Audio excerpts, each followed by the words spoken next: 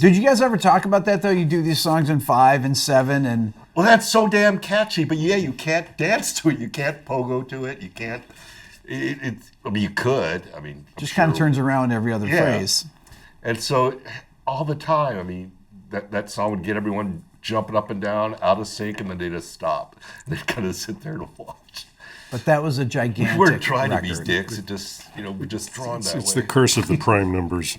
So then, Down on the Upside, after this. It's such a great record. I love that record. I wish I would have enjoyed, there's the whole, Supernova was huge, but never, I don't think really ever really enjoyed that. We enjoyed the record. In what way? It entered at number 1, which is a big deal. And I didn't care. And then we were on the cover of Rolling Stone, and I didn't care. We were on tour, and I remember a manager came out to tell us that, hey, record's coming out. Rolling Stone wants to put you on the cover. Like, okay, cool. I mean, I liked it, but there's other shit that happened. Like, I think a week after the record came out, we lost Kurt.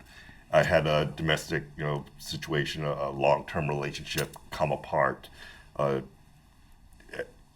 during some of the recording, and then solidified around just after we lost Kurt, and so it was kind of weird. So it was a professional high and a personal weirdness, and I don't think I ever fully appreciated where we were at then, because I was preoccupied with just other negativity and bleakness and darkness.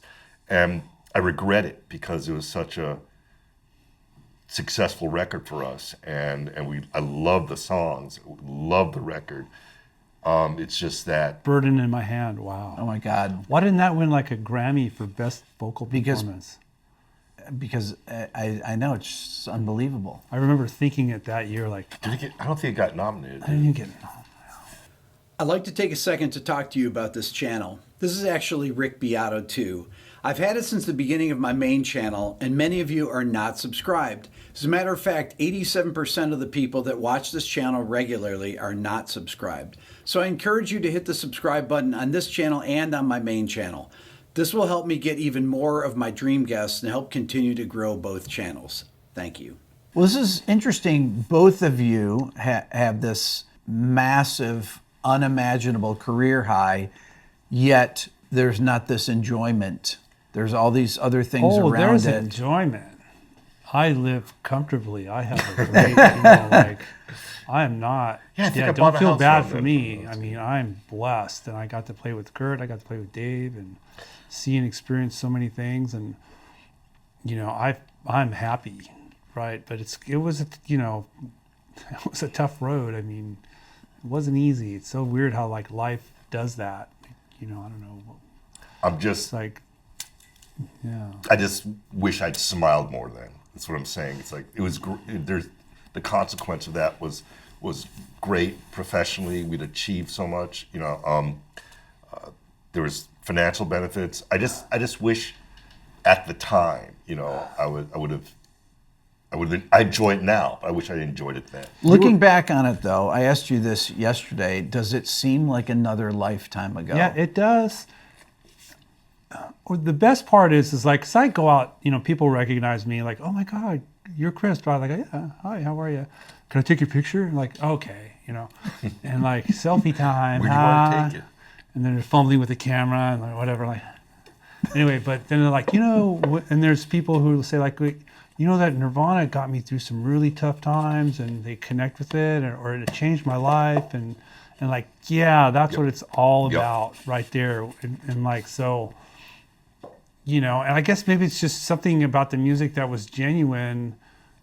People who were making the music were living it, and then that we were transmitting this music, and people are receiving it, and it's just they're connected to it, and it's a profound connection, and they carry that connection for their whole lives, and it's wonderful. That's a really neat thing about it, and then it's your music. It's like. Whatever it means to you, right? And so that's the value of the music. And I do that with music my whole life too. It's like I have a lot of music that I connect with, and that's a miracle that we have that as human beings. And there's just these vibrations that are just like, wow, what is it? I mean, it's just so emotional. Now, you have a new band, Third Secret. We have a new band, don't we? Third Secret. We're all three have something to do with Third Secret. It's true. So Third Secret, oh man, how did that record come together? Well, I feel like I pushed it through. You totally did. Kind of, yeah. There's a story on our website on how the record came together. He gets executive producer on this one. I think I'm executive producer. Absolutely. Because I pushed it through, and like there was going to be this record, and there was going to be this other record, and then maybe a third record, 3 projects, and whatever. They became one. And there was the pandemic, and there was all these things going on, and like, well, I'll tell you what, we have these recordings. We recorded this, and a lot of the record was like done, just assembled, like, you know what I mean? Like it was. We just started recording. And we started recording, like Matt and I, that song, The Yellow Dress, was just Matt and I. He was playing drums, I was playing guitar, and like, here's the song. And we did about 5 or 6 takes, and the 6th take was the one. And then Jillian did some bass, and then Bubba does the guitar, or, we did I Choose Me. That was a riff from like 20 years ago. And Kim and Bubba and I were playing Alfredo Hernandez, and we had this just Alfredo from Caius. And Yeah, he was on drums. yeah. So the 4, that's where I see the inception of that part of, like Chris said, it's like 3 different projects. And that was something from 20 years ago. Chris and Bubba and Alfredo and I just wrote a bunch of instrumentals. We didn't have a singer, so the arrangements were all kind of 8s and 4s because we didn't have a.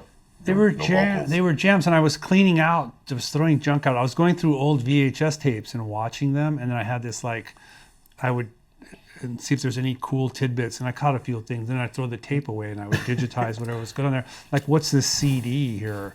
Jams 2001. Then you start emailing them. And I sent him, go, listen to Remember this this? jams. Yeah, I remember those. Yeah, wow, remember these jams? And then like, so Jillian and I are doing like, I've been holed up at my place, and I'm just playing all this like fingerstyle guitar with these tunings, and just playing all the time, every day. I'm just got the finger picks on, and came up with these songs. Jillian and I were writing songs, and I'm like, Jillian, here's this demo that Kim and I and Bubba did, and why don't you do some vocals? And that's like, I Choose Me. Now, background on Jillian is she was in your previous She was in Giants in the Giants Trees. That's right. On the 2 albums. Yeah.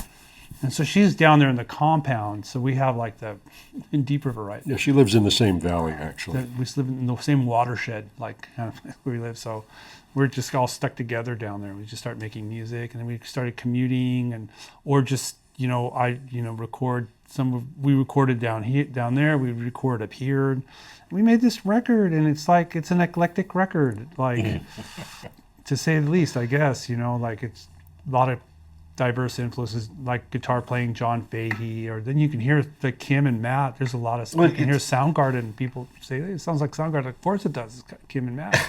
It got to a point where it's like, well, what is this record, or what are we? Because he was doing some with Jillian, and there's this more folky thing, just guitar and vocals. Yeah. And then we're revisiting the stuff that we were writing, with Bubba from 20 years ago. And then we get together to jam to just kind of see if we can remember these songs from 20 years ago. And then in doing that, it's like, well, who's going to play drums? So I was like, oh, Matt will play. Matt happened to be, because He'll love to play with me and Bubba.